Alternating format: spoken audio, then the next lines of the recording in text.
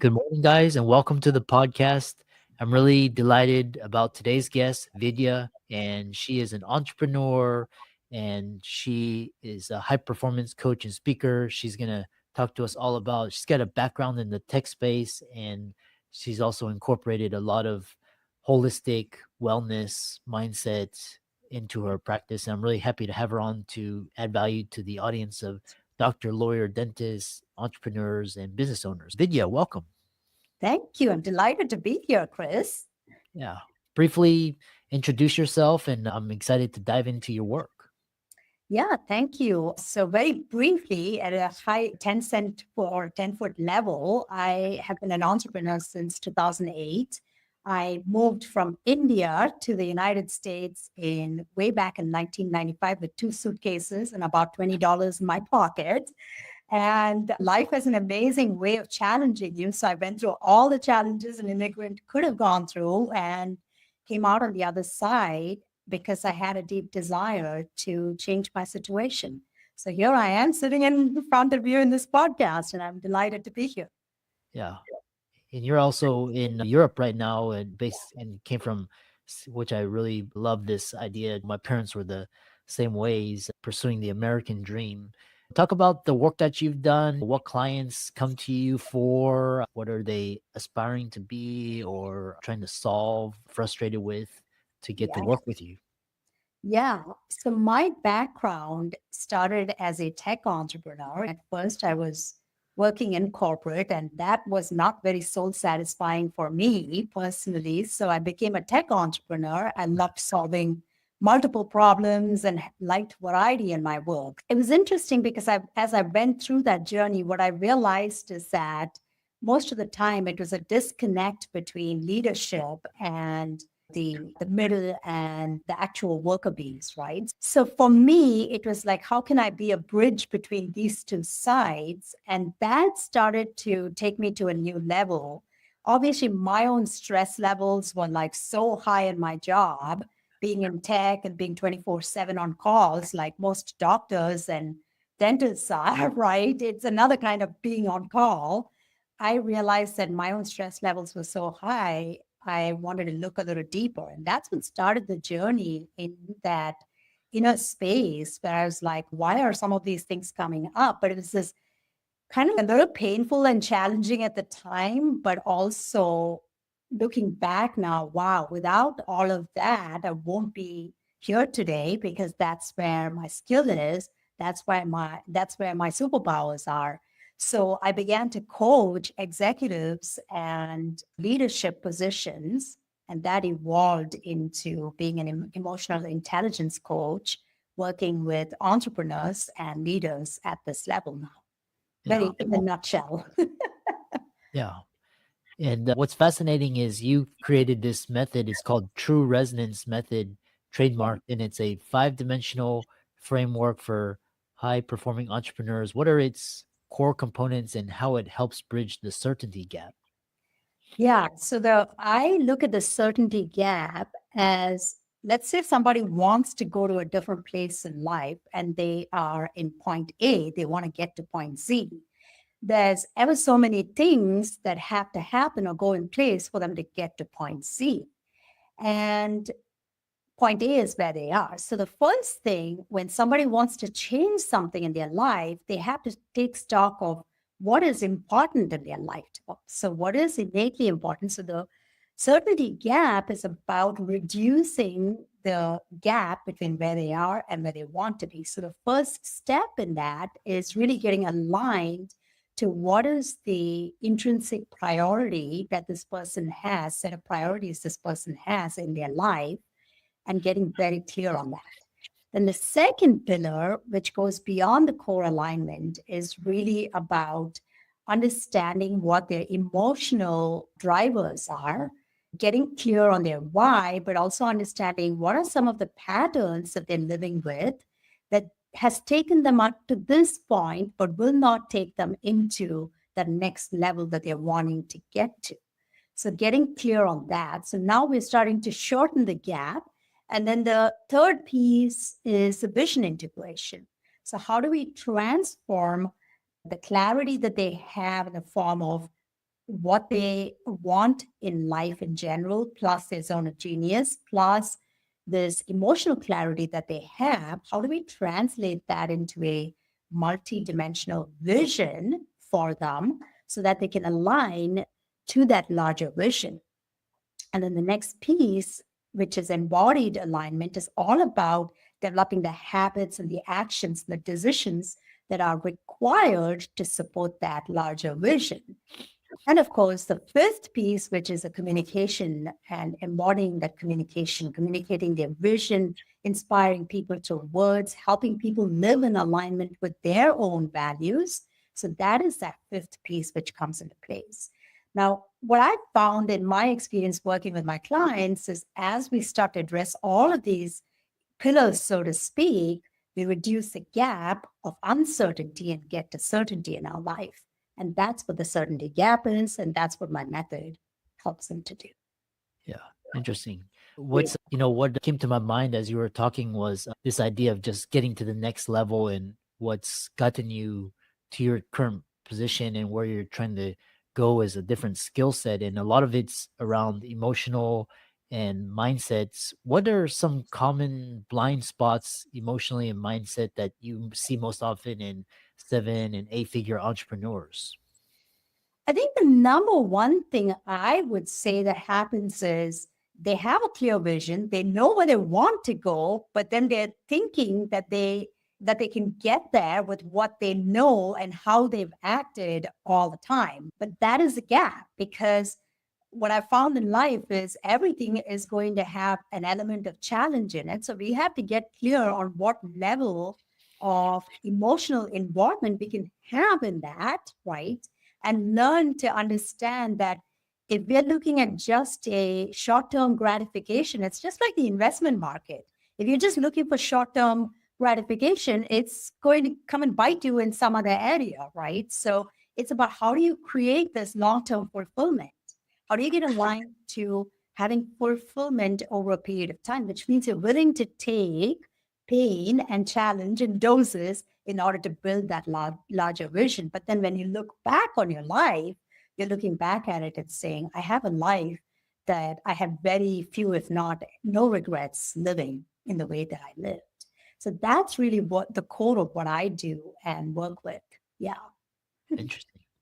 The other question is because you've built, you're a multi-million-dollar tech entrepreneur, now mentoring, and I spent the summer in Silicon Valley, and Yeah. everything is AI automation. And how do you see the role of the holistic portion that you're doing? How is it being changed, influences, evolved by this really? It's going to be a very disruptive technology. Yeah, it's a great question. I think, yes, AI is going to be disruptive. But the one thing I've realized and learned in my life is that we cannot replace human connection. So, yes, it's going to challenge me, it's going to challenge everybody else into learning new skills. But if we look at it as an opportunity to enhance what we innately do well, then we have a more open mind to it. We embrace it to the degree that is suitable to our business, suitable to what mission we have. And we also look at it as enhancing our missions. There is that other side of it too, which it can help with. So embracing the challenge in it and also understanding that it's going to support us through that challenge. So I think we make that choice. We make the choice to look at it either as a challenge or to as an opportunity instead of a challenge. So it's like when the market goes down, there's also an opportunity to buy. So that is the way I look at it. And for me personally, technology has always been something that I have used. But as a technologist, I've also learned that it can never replace human connection. I think the people who are going to work toward understanding what their zones of genius are get very clear on that specific set of things that they do really well, and then use technology to support that. And for leaders, it's important to really help their employees, their teams really level up use the technology, but understand where your expertise is, where your mastery is, and help them grow that area. That's where I really see the beauty of the technology coming together with human connection. Yeah. Yeah, interesting. In terms of leadership roles, this a lot of companies and corporations are going to start utilizing this technology and for example like robo taxis and just Uber drivers, bus drivers. These emotional power is the new currency of leadership, and how does that look like in real life, like examples when navigating change in today's Mhm. world? I think it comes back to the previous point, which is having the objectivity to see what will help any business owner or entrepreneur or corporation, right? There's an element of this is going to help you, but it's also going to challenge your organization in a certain way. So understanding that, but to do that, you have to be emotionally intelligent, because if you're driven by very strong opinions on how it will be horrible for you, then you're only going to see that side of it. But if you can open the mind and say, I can see how it might be challenging in this area, but I can also see how it might help me here. Now you are positioning yourself to be more balanced and objective, coming into the frontal part of the brain, which helps to really translate into a more realistic plan, because it's here to stay. It's not going to go away anywhere. So, how do we use it in a way that supports the mission rather than throws our mission out? Is the real point. Yeah, interesting. Along those same lines, a lot of because I was having lunch with a colleague the other day, and he's an entrepreneur, and his parents' definition of success was he became a was to be a doctor, be like a chairman of a department, or be a CEO, that was like that vision of success. And he founded his company, and it's hundreds of millions of dollars. But he still considers him as a he still views himself as a failure because that's he said his career is shitty because he didn't fulfill what his parents' definition of success. So how do you help leaders connect with their purpose and we're chasing like the next become the next Sam Altman or become the next Elon Musk? How do you address this idea? I think I'll relate this to my own example, because I grew up in a culture where you pretty much listened to your parents and did what they asked you to do. So this is exactly what I did in my career too. I said, okay, I got to go get really good scores in math. And I was honestly shitty in school. I was just horrible in school. That was not where my skill set was. My skill set was in solving real world problems for people. That's where my skill set truly was sitting. But I went through that school system thinking this is how you become successful. You go to school, you get your two master's degrees, and then you come into your workplace and you work your 9 to 5, sometimes 9 to 12, whatever you want to call it. You know, you work that job, you put your retirement money away, and then suddenly magically you're going to be uber successful. But then we don't include the concept of fulfillment in that success. And that is the problem. Fulfillment is about you being connected to what you're doing.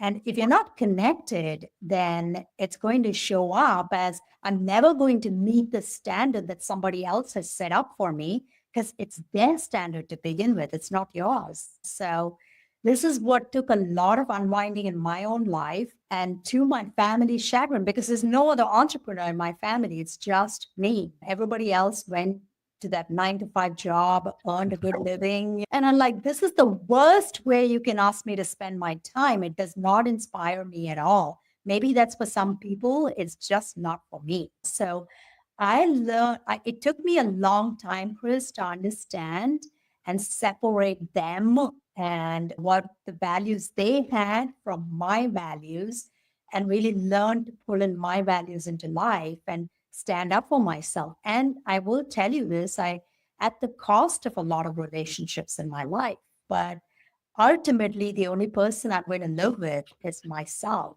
I go to bed with myself. So this is what changed the way I saw that situation. And I became honest with myself. Mm. That's so.